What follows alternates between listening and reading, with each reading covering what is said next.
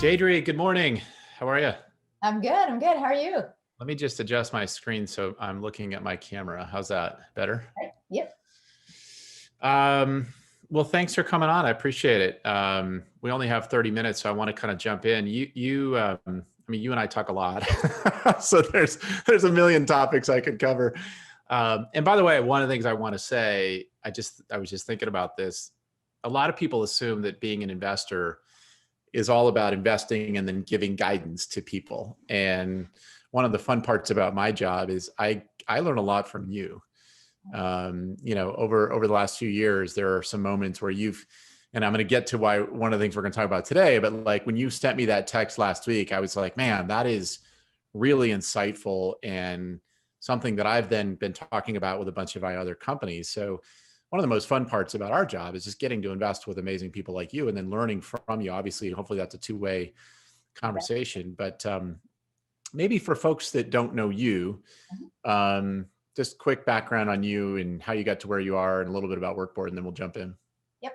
So Workboard's my third startup. I have been at this have an idea, grow a business thing for a long time.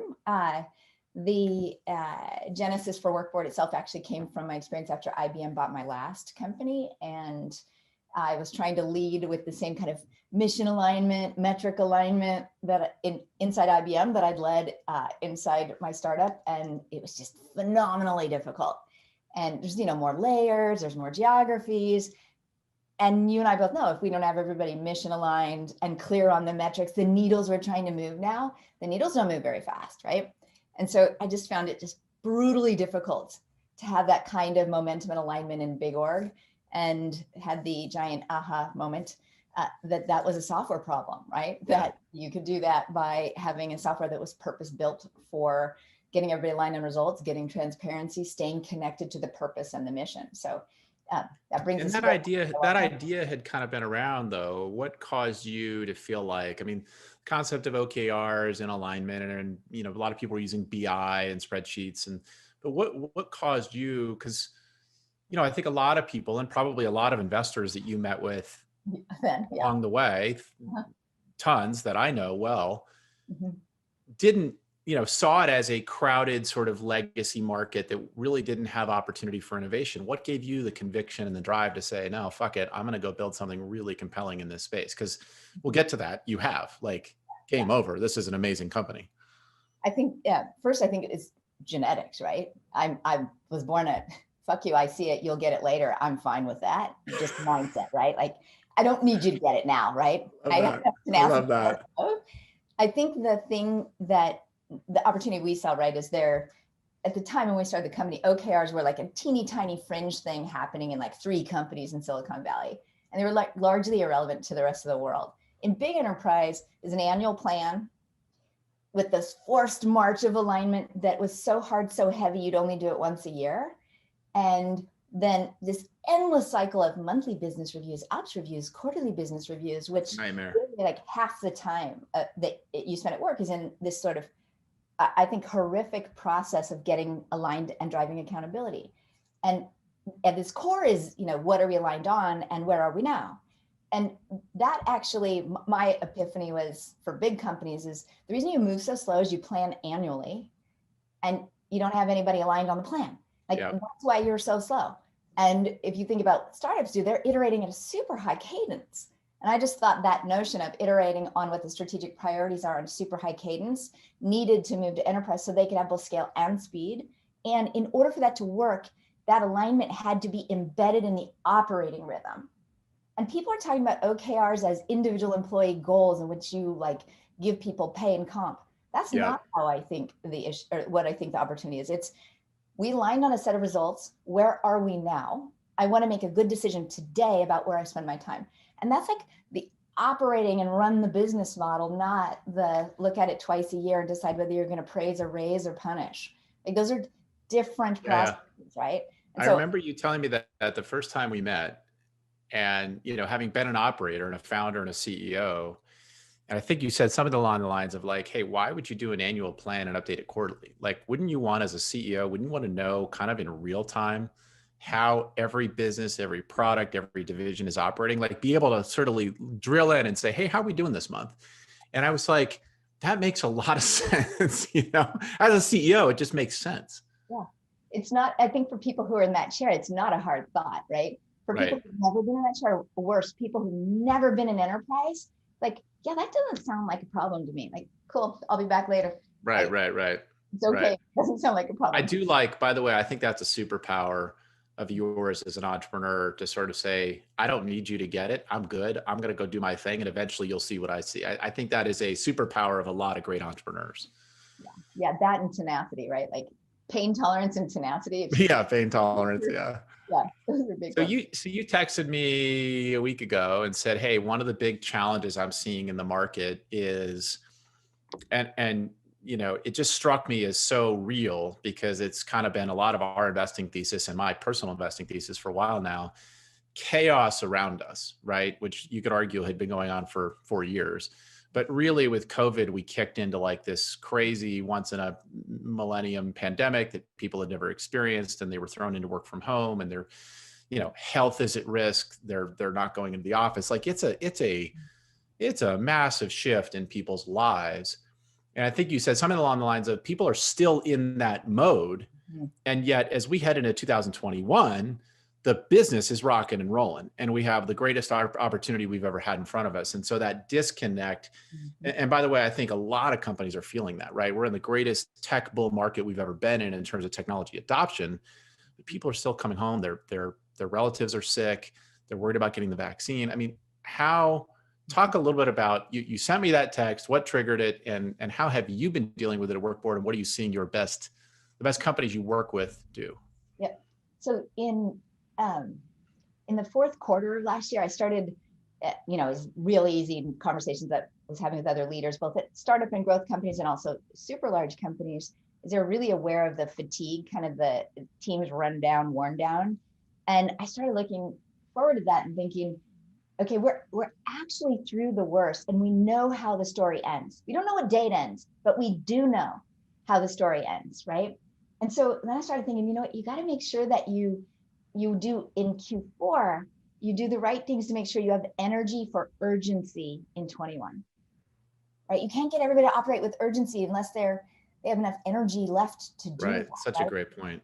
And so I started thinking about that, started writing about that a bit more. And then for our own company, that meant I kind of laid out how are we going to launch 21, and we rewrote the script on how you launch. And so instead of having a 21 kickoff, January 4th, all hands, we had a 2020 goodbye party. And we're really going to put that thing to bed. Oh, I love that. Like, it's behind us. We're saying goodbye, right? And there were a bunch of stuff involved in that.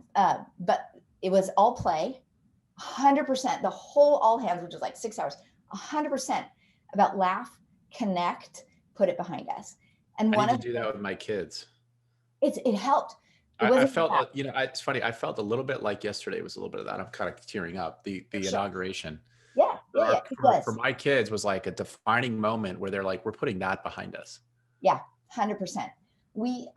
So part of that goodbye party was the funnest, was we broke it out into groups. We sent everybody champagne and musical instrument, and then they wrote their farewell 2020 song. So there was like 8 breakouts. Each one of them wrote their own lyrics, and then they performed their song. And we came back together and okay, I'm going to steal this idea. I love this idea. It was so fun. The lyrics were so good.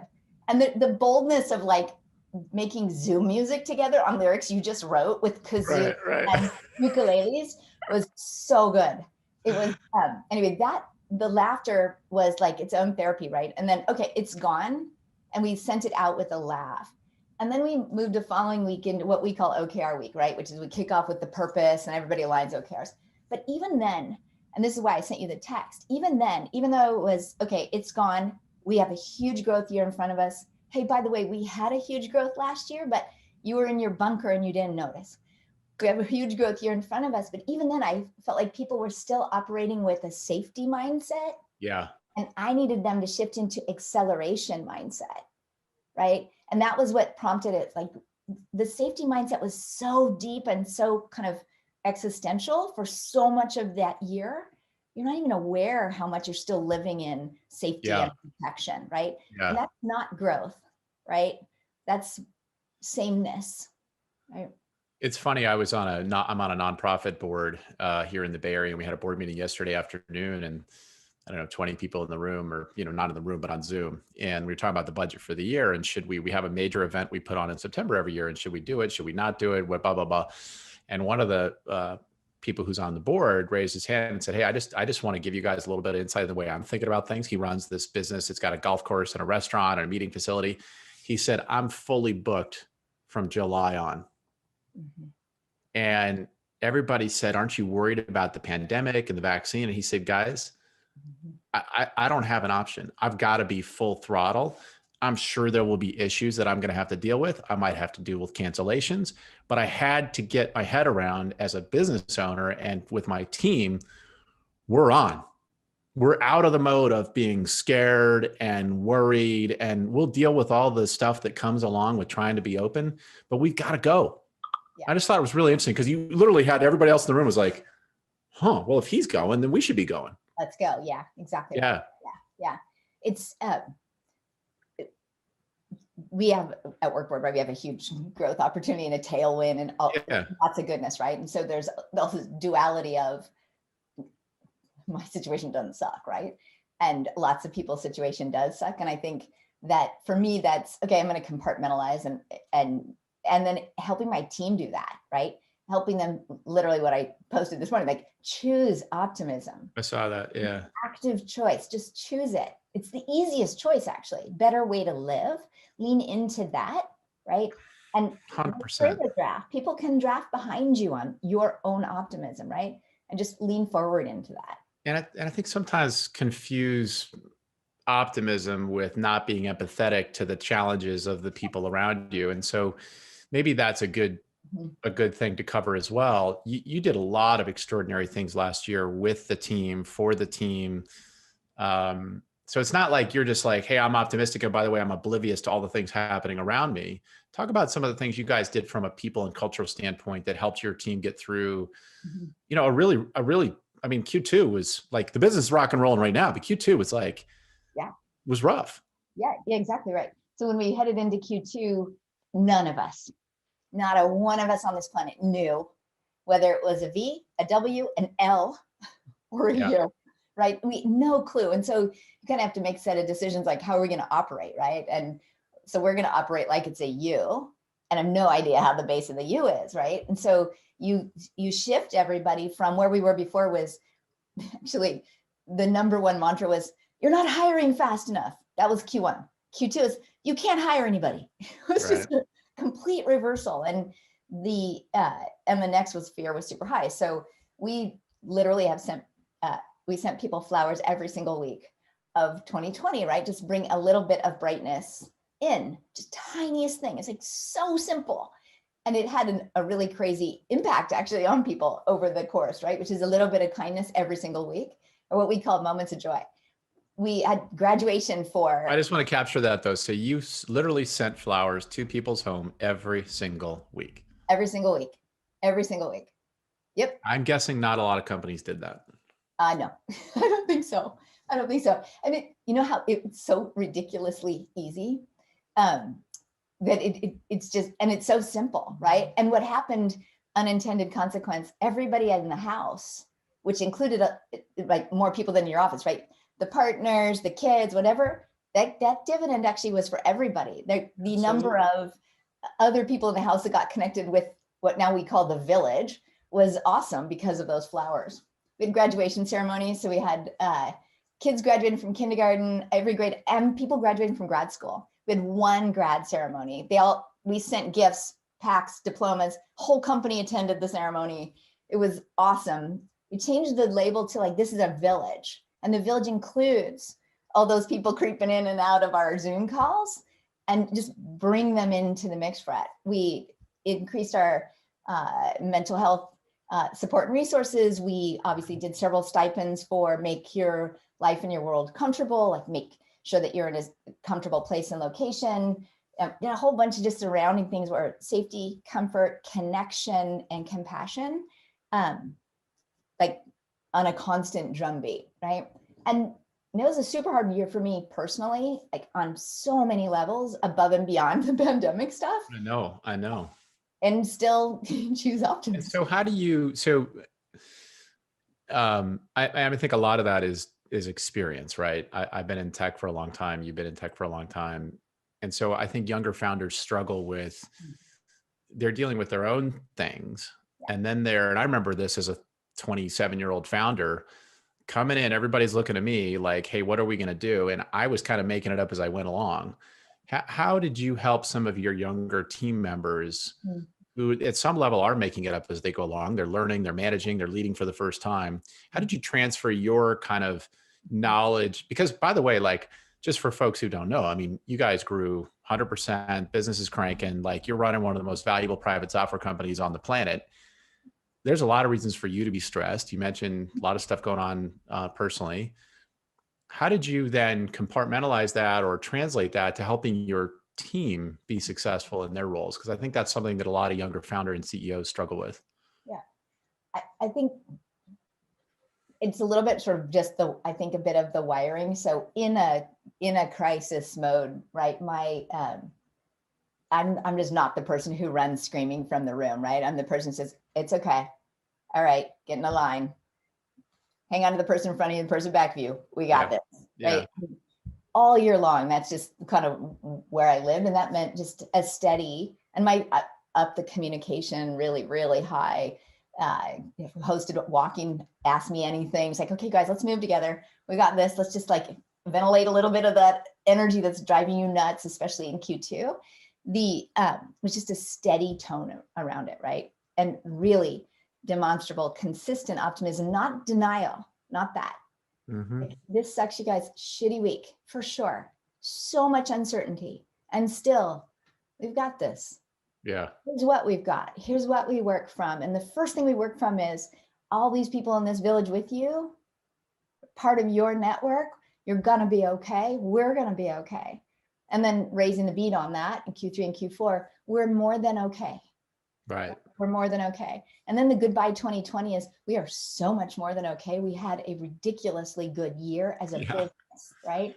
No matter how hard it felt, we crushed it and consolidated our position, right? And that now the challenge is, okay, you guys, we are okay. It's no longer we're going to be. We are okay. Come on, let's go. Yeah. Right. And that is hard. And now you guys are into that next phase, which is we see this quite a bit in our world, where now it's about helping people see the mountaintop and understanding what that journey is going to look like. And it never gets easier, right? You become $1 billion company, then a $2 billion company, and I tell people like, hey, even our $50 billion companies, guess what? They have the same stress, the same issues, the same challenges. And so how are you, by the way, I love the idea of goodbye 2020. We got to do that as a firm. I'm going to write that down. How are you helping people, many of whom probably are seeing scale for the first time? So you have a combination of new leaders you're bringing in who've seen scale, folks that are coming along, experiencing for the first time. You're in hyper growth mode. How are you thinking about it? Maybe translate it into a little bit of how you manage the company. Because I love, I'll toot your own horn. I love the way you run a board meeting, which is you don't create a PowerPoint deck. You literally log into Workboard. Yep. And it's so powerful. I mean, I have companies that literally create 30, 40-page slide decks for board meetings. And you're walking in, you're logging into Workboard. Here's how we're doing division by division. Here's the key topics we want to talk about. How are you helping people set those aggressive goals and objectives as you head into 21 and even 22, but also make it, realistic and feel realistic, given that we did just come out of a really challenging year? Yeah, I think a couple of things there. So we live on Workboard for sure, right? We have a really ritualized quarterly, what are we trying to achieve now? What's true outside? What's true inside? Where are we going to go? Every team is aligned. And then we kick off every quarter with all hands, where each team shares, hey, here's what we learned last quarter. Here's what we're excited about. These are the results we're trying to drive this quarter. Here's why. And so everybody hears everyone else's why. And we start with super high context. Those sessions are so energizing, right? When you hear and see ambition from every team around you, it's a raise up for everybody. it also has this huge transparency impact, right? And then everyone knows where to go find that. It's in Workboard all the time. And so just starting every quarter aligned on what we're trying to achieve is actually giant juice. It's no mystery what our purpose is right now. It's no mystery the value we're creating. It's like radical clarity on the value we're trying to create. The what's interesting when you talk about how do you get people who haven't seen scale and people who have, it's super interesting. We had this conversation with the extended leadership team this week, where my job right now is push everybody for more and faster. And last year it was like steady, calm, we got it. This is more. And so, people are like, okay, I don't know if I have more. Like, you do. I can see that you do. Let's go. Yeah. This young person on the team it was actually the more experienced operators that are thinking they got to use a playbook for slightly slower growth than we're experiencing. And they're working that playbook. And they got a little more loose, so maybe they're a little bit more whatever. This young person, she's been with us for a long time. She's like, I know who you're talking about. I don't have a playbook. And so I just look at it and say, okay, how big can it be? And let's do that. Right. And that her mindset is, I don't have any idea what the limits are, so I don't assume there are any. And so she sees a more unfettered path, and it's very clear thinking. It's liberating. So I'm trying to go both ways. Scale playbooks from the guys who run scale playbooks, and unfettered, unconstrained thinking from those that haven't seen a rule book and think you have to follow it. Yeah. And really a nice combo because they one juices the other, right? They're amplifiers of each other. What's your advice on, I love that scenario. And one of the stories I always tell is I was on a board with Gary Reiner, who was the former CIO of General Electric, and he's now a partner at General Atlantic. And we were on the board of this company and Chris Barbin's company, Aperio, which and this is, I don't know, 7-8 years ago. And they came in and said, hey, our goal for this year on this one metric is 8%. We want to move 8% of our operation into this mode. And Gary said, when I was at GE, it was 52%. And they were like, okay, so what? He goes, make the goal 30%. Mm-hmm. And the team was like, that's crazy. We could never get to 30%. And Gary said, make the goal 30 and see what happens. And at the end of the year, they came in and I think they hit 18. And Gary's like, well, thank fucking God we didn't make the goal 8. Exactly. Right. So how do you, because a lot of folks don't like that mode because they feel like they failed. No, I think so that balance between aggressive goals and yeah, this is a constant conundrum for private companies. And for all companies, actually. Yeah. And quite honestly, like the Workboard, we sell a platform and then we sell a playbook around it. We call that playbook outcome mindset method. And the outcome mindset is we start with, okay, what outcomes are we trying to create? And then the next question is, okay, well, what would be awesome?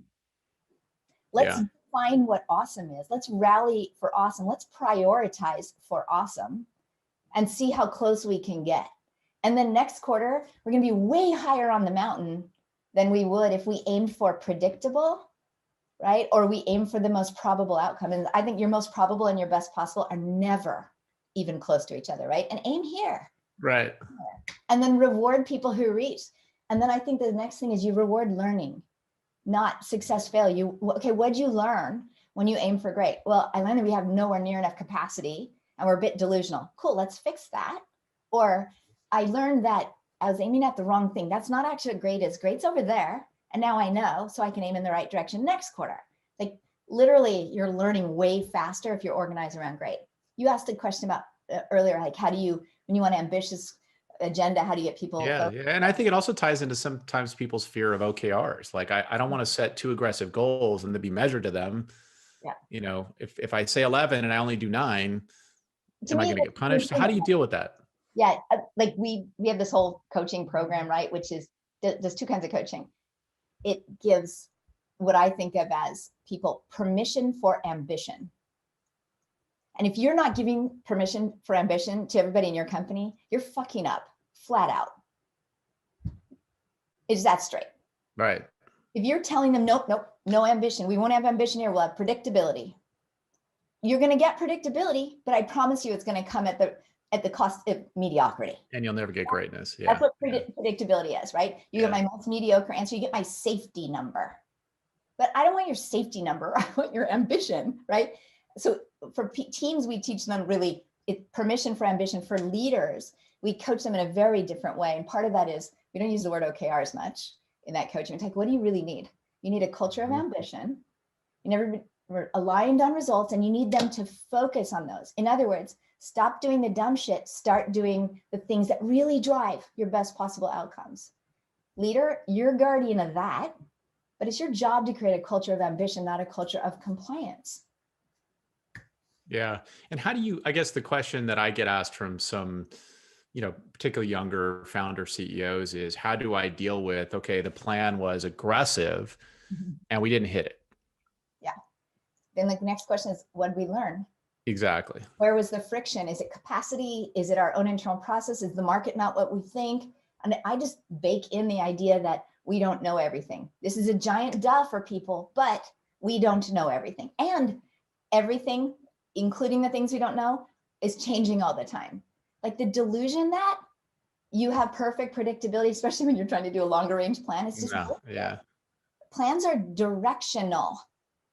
They're not actually like giving precise directions, right? I do think one of the most important things investors, board members, CEOs can do is say to the team in that moment, I remember this in Q2 of last year, hey guys, the thesis is intact.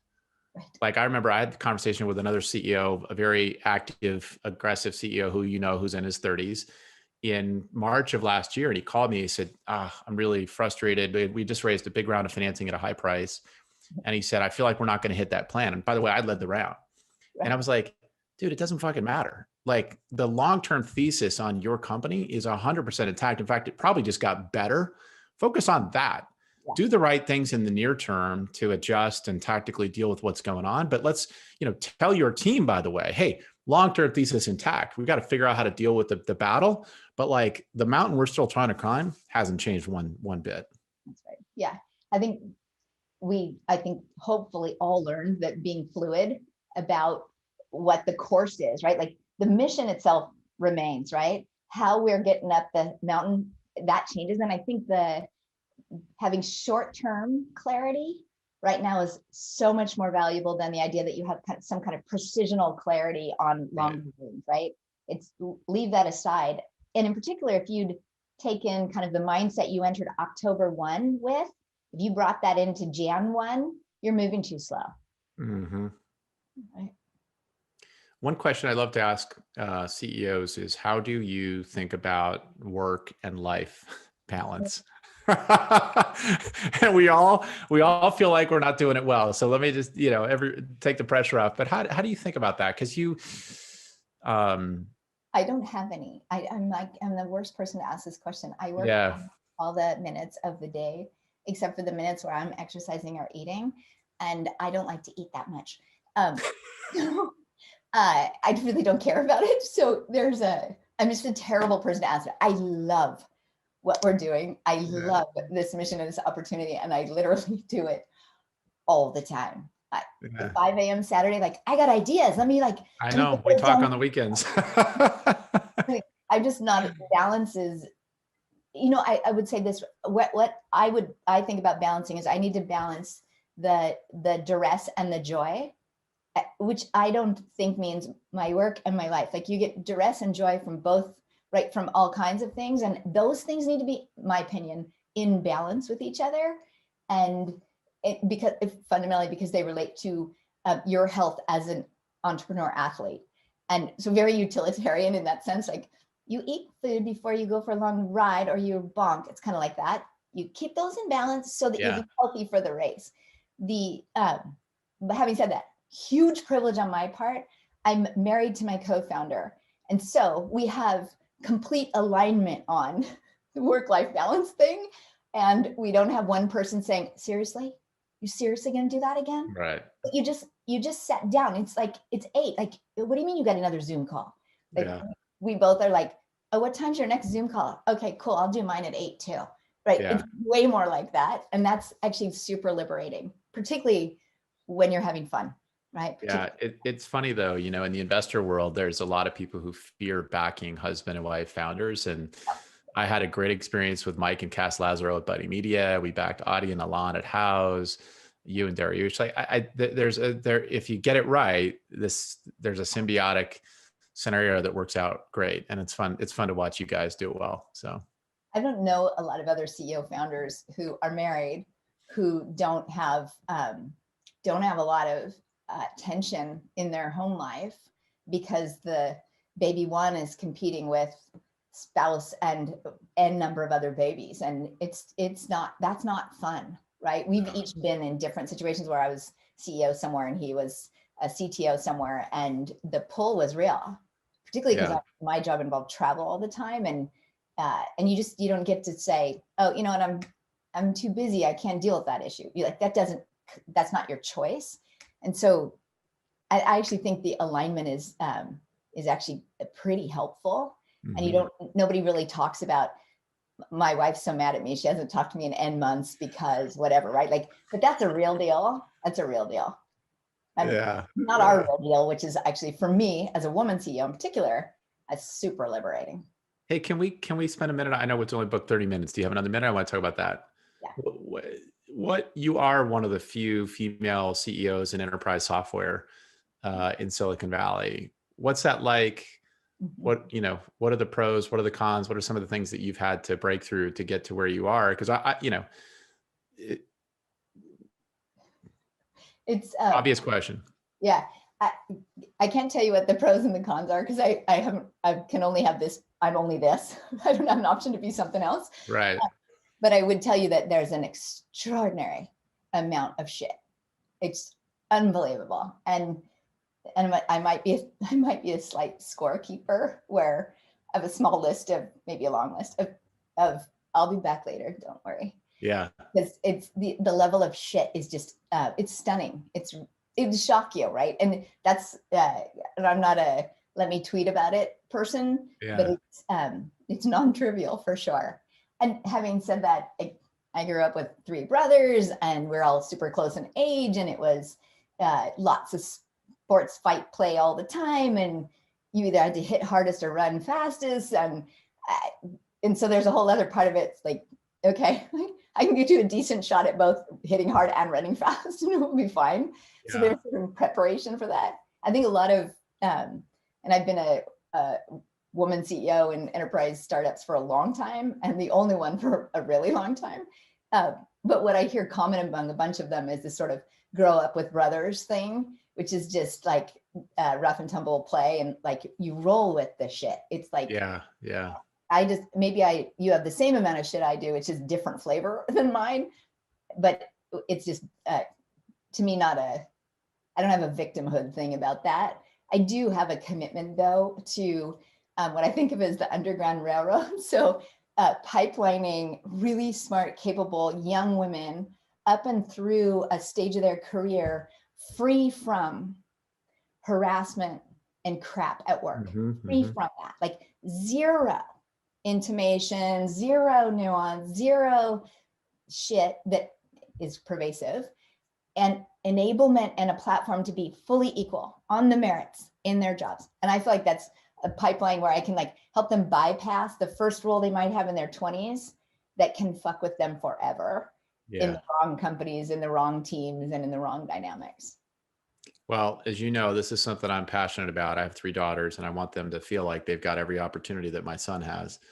And, one of the things we've been doing, obviously worked with you. You were one of the first people to raise your hand as part of our board diversity project. And I'm thrilled we were able to bring Margot and Kathy onto the board. That's one area where I feel like I can influence and create some change. But I think anything we can do to make it easier and more accessible to have female leaders, entrepreneurs, CEOs, the better. So I'm thrilled that you're a shining star that everybody can look at. And I'd love to see you not be the old, hey, you're a female CEO. It's like, yeah, I'm just a fucking CEO. Like at some point I'd love to get there.